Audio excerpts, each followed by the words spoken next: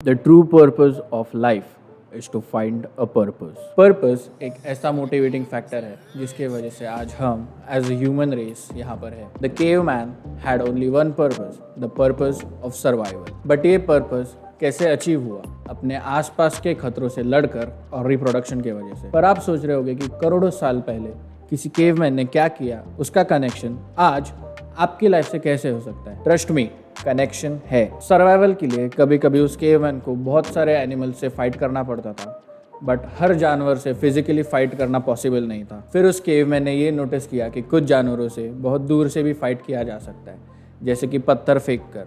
और ऐसे ही धीरे धीरे पत्थर के वेपन्स बनने लगे. फिर उस केवमैन ने ये नोटिस किया कि कुछ जानवरों से लड़ने के लिए पत्थर के वेपन की भी ज़रूरत नहीं है, उनके लिए सिर्फ ट्रैप्स या फंदे ही काफ़ी थे. और ऐसे करते करते ही उस केवमैन ने वेपन्स के साथ साथ बाकी चीज़ों को भी इन्वेंट किया, जैसे कि पॉट्स, फायर और व्हील्स. एक छोटे से पत्थर के वेपन बनाने से लेकर इतनी बड़ी सिविलाइजेशन बनाने तक का बस एक ही रीज़न था, सर्वाइवल. सर्वाइवल के वजह से ही आज हमारा माइंड इतना डेवलप हो पाया है.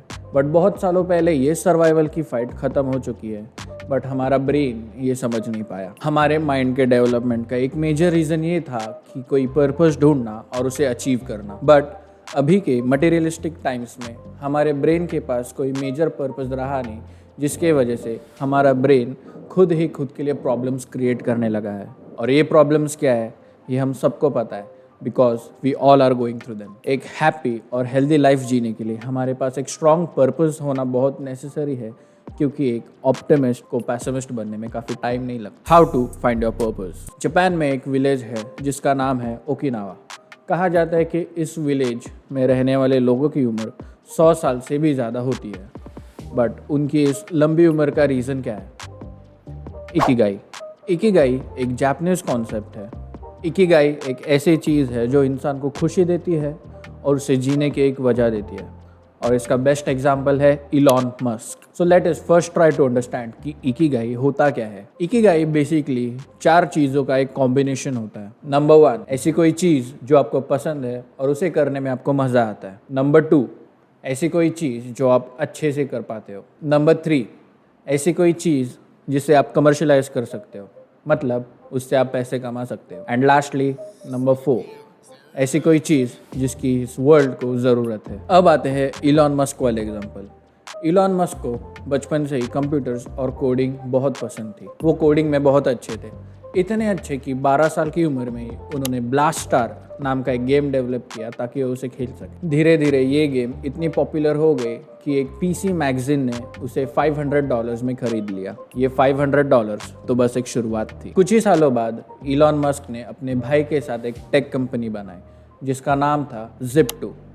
Zip2 के वजह से लोगों को टेलीफोन डायरेक्टरीज और मैप्स का इजी और डिजिटल एक्सेस मिलने लगा. Zip2 के पॉपुलर होते ही उन्होंने Zip2 को $307 मिलियन में किसी और कंपनी को बेच दिया.